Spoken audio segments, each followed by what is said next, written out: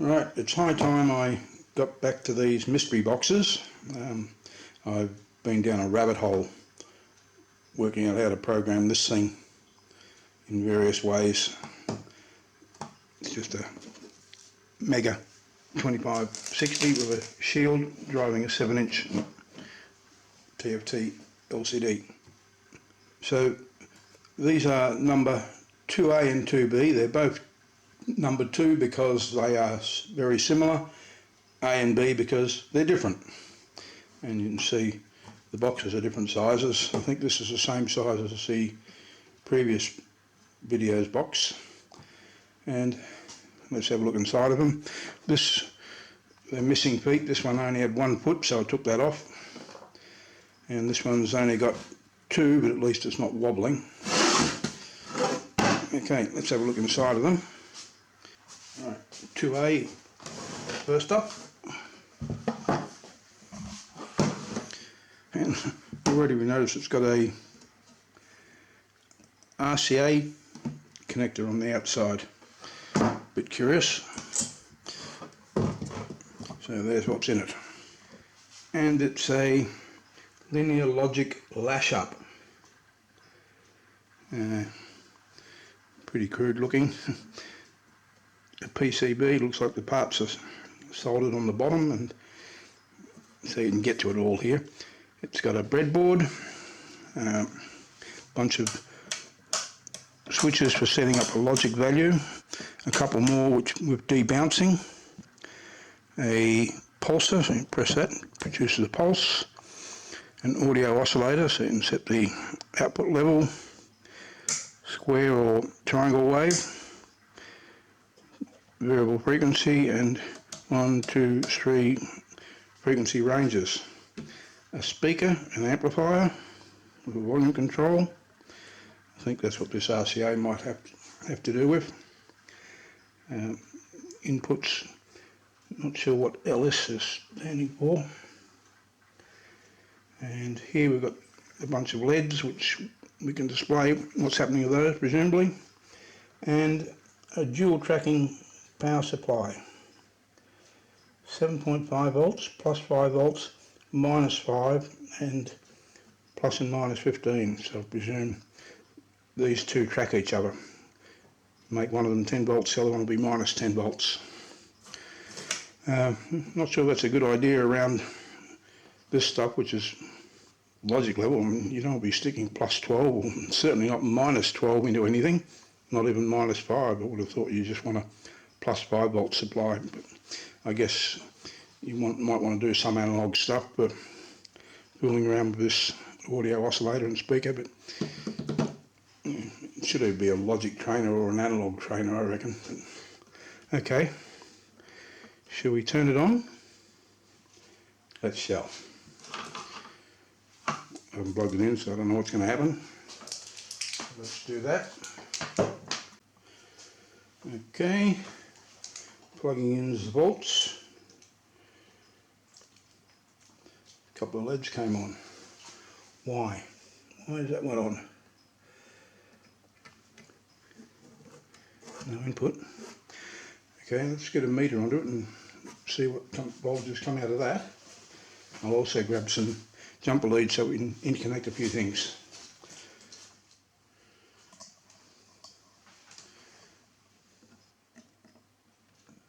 Dicky connections, but yeah, 6.5 volts there. Turn it a fair bit. Nothing. 6.5 volts there. 6.5 volts there.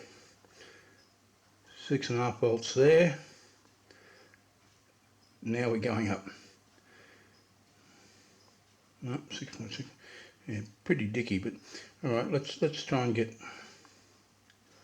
8.6ish, and on the other side, minus 8.6. So it's tracking.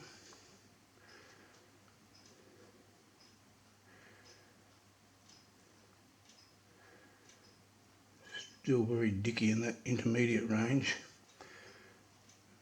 And then it comes good at the high range, and we can get all the way up to minus 15. So dodgy in the power supply area. bit dodgy this lead's on. Let's try making the amplifier work. I'll put a jumper there. Variable output, that one. Jeez. Well, they're no good, are they? What sort of wires does this thing take? You can't use DuPont on these connectors, it's pretty rubbish. They're okay in the breadboard, but not in these connectors. Bloody hell. Anyway, let's just see if we can get anything out of the speaker in.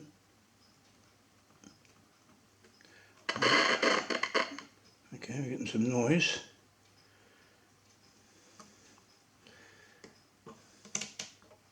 That's high frequency, mid-range. Or is that really low frequency? Okay.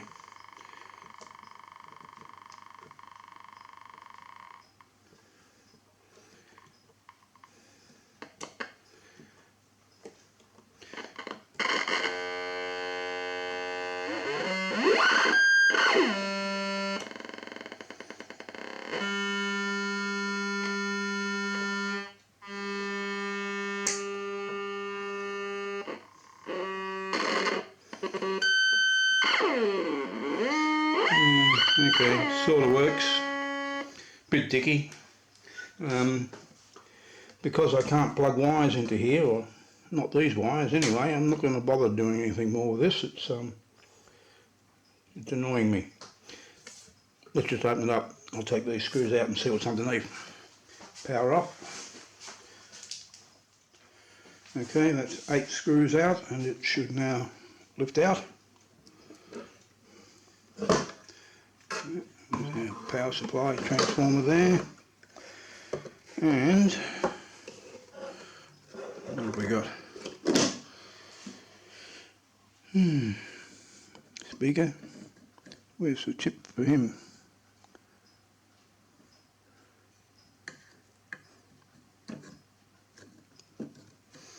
Power supply, I guess. Try and see what those chips are.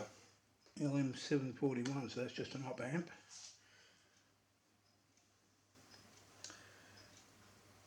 .4049, not sure what that is off the top of my head, CMOS, and another 4049. What are they associated with? Oh, they're probably just cross-connected NAND gates. Here we got another 741, 741, 741, and in here CA3140,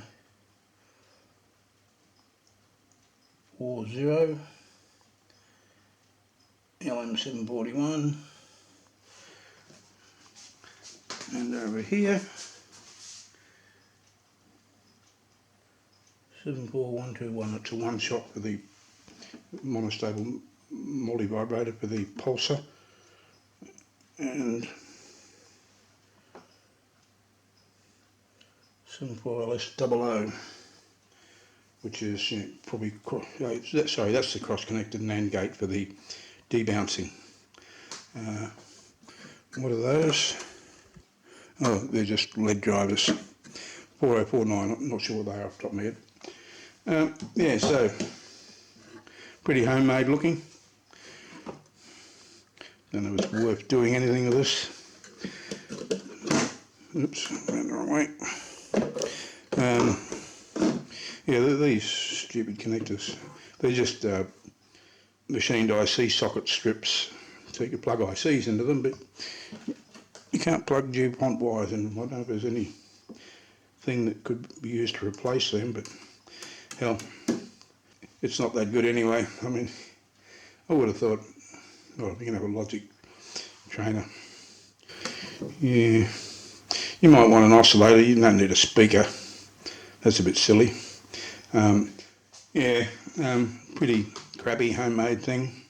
This is Dicky. I mean, maybe just some contact cleaner in the pot would fix things up a bit, but these connectors are no good. I'm not sure if there's anything that they can be replaced with. I can't think of anything off the top of my head that these would plug into that I could solder onto them, but it's not worth it anyway. I don't think it's such a silly thing. I mean, you got Logic and voltages that are dangerous for Logic, so that should just be 5 volts, I think.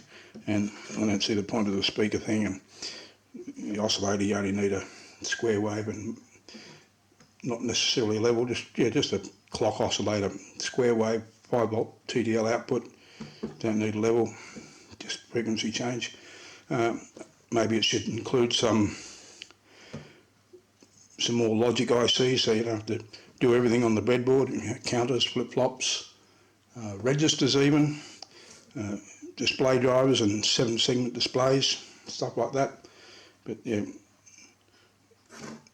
dangerous voltages around Logic, not a good idea. Speaker, I don't see the point of that, and too many options on the oscillator for a Logic thing. Okay for analog, but yeah, it's trying to be both, and I don't think it's a good idea to do that. Anyway, let's have a look at number 2B. Okay, number 2B. Straight away it looks a bit more professional, not homemade like that other thing. Still got a speaker, still got dangerous power supply voltages. At least it's just a normal clock without levels and things, and square wave only. Just a range, 3 range positions, and a speed. Again, still a pulsar. Minus 5 volts also.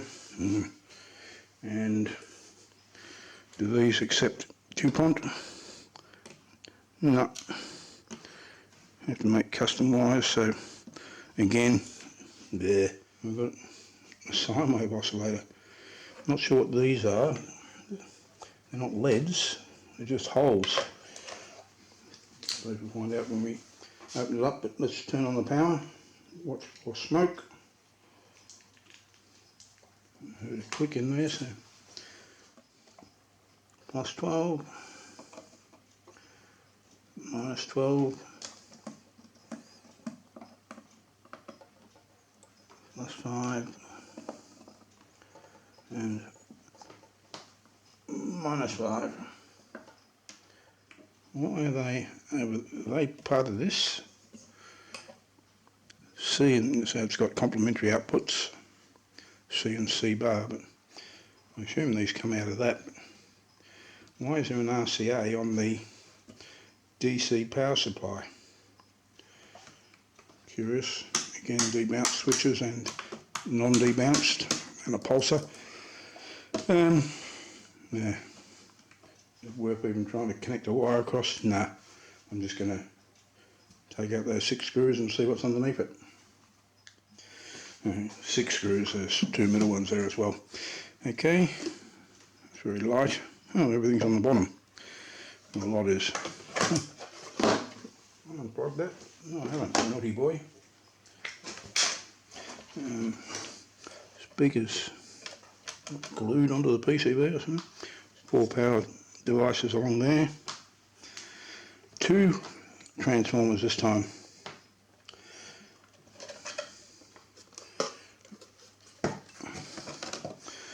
And blah blah blah blah. So they're just banana connectors for meters, I suppose. These holes.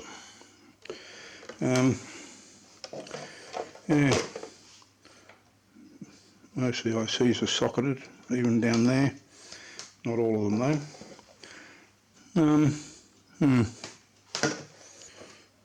Interesting.